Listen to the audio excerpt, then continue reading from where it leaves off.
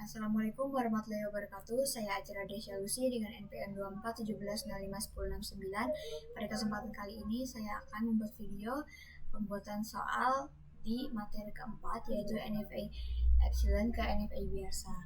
Nah, selain saya akan menjelaskan proses pembuatan soalnya, saya juga akan menjelaskan alasan kenapa jawaban dari soal yang saya buat itu benar dan juga salah. Nah, jadi di materi keempat ini yaitu ada NFA ke NFA atau NFA Epsilon ke NFA biasa. Nah, jadi saya mendapat referensinya dari silabus yang Bapak kirim di Introduction to Automata Theory di chapter 2.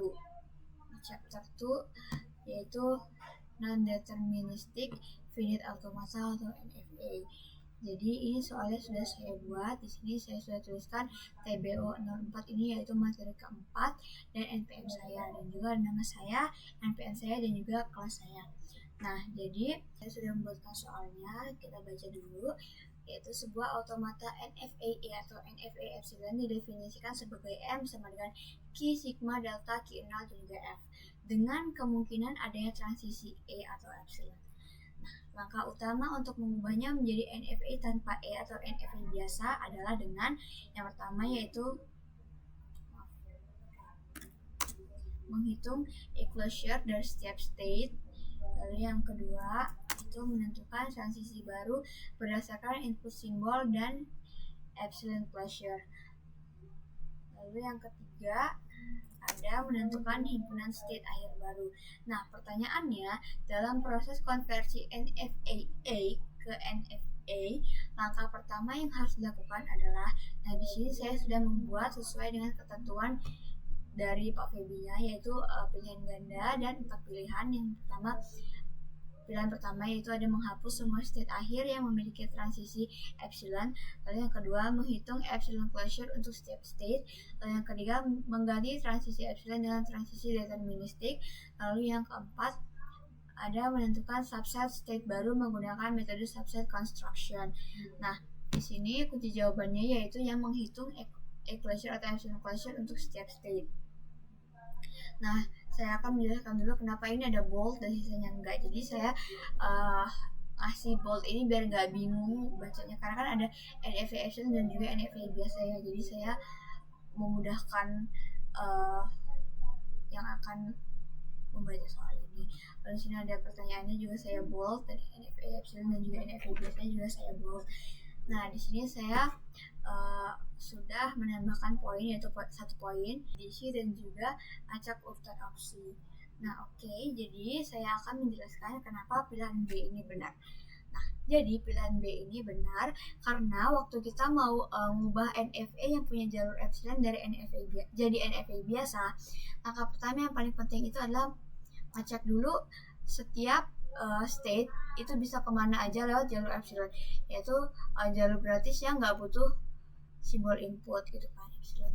Nah, kumpulan semua state yang bisa dicapai lewat jalur gratis itu disebut epsilon closure nih ya, atau tulisannya A closure gitu kan. Nah, kenapa sih harus dihitung dulu? Karena dari data kita bisa bikin transisi baru yang udah nggak pakai epsilon, tetapi tetap punya kemampuan berpindah yang sama. Nah, kalau misalkan kita nggak ngitung epsilon closure-nya, kita bisa aja kehilangan rute yang sebenarnya atau memungkinkan sebuah string diterima. Jadi hasil akhirnya ini bisa beda sama automata aslinya. Jadi itulah kenapa jawaban yang B ini benar. Lalu saya akan menjelaskan kenapa jawaban yang A atau menghapus semua state akhir yang memiliki transisi epsilon ini salah. Jadi pilihan A ini nyuruh kita langsung menghapus state akhir. Nah, itulah kenapa salah gitu. Jadi kita ini nggak perlu buang state akhirnya. Jadi kita hanya ubah. Jadi yang kita ubah ini cuma transisinya. Nah, kalau misalkan state akhir langsung dihapus, bisa jadi string yang seharusnya diterima malah akan ditolak gitu. Jadi kenapa pilihan jawaban ini salah? Lalu ada mengganti transisi epsilon dengan transisi deterministik. Kenapa jawaban ini salah?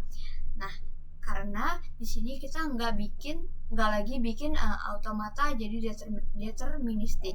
Nah, kan kita cuma mau ngilangin epsilonnya aja, jadi hasilnya tetap NFA yang non deterministik, bukan DFA. Itu jadi kenapa jawaban yang ketiga ini salah. Oke, selanjutnya yaitu pilihan yang keempat. Kenapa menentukan subset state baru menggunakan metode subset construction ini salah?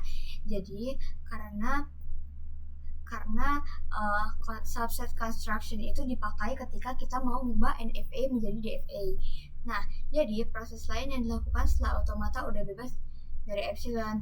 Kalau misalkan langsung pakai subset construction sebelum menghapus epsilon, itu artinya kita loncat ke tahap yang beda dan juga prosedurnya jadi campur aduk gitu. Jadi itulah mengapa jawaban yang keempat juga salah dan kenapa jawaban yang kedua ini benar.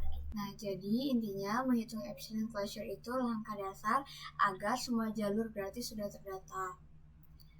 Baru setelah itu kita bisa nyusun ulang transisi dan juga menentukan state akhir tanpa mengubah bahasa yang diterima automata. Sini sudah saya kirim kepada Kak Feby dan video ini akan saya masukkan di sini nantinya. Oke. Ini saya publikasikan. Oke. Mungkin cukup sekian yang dapat saya sampaikan terkait tugas keempat ini. Apabila ada kesalahan, saya mohon maaf. Saya akhiri. Wassalamualaikum warahmatullahi wabarakatuh.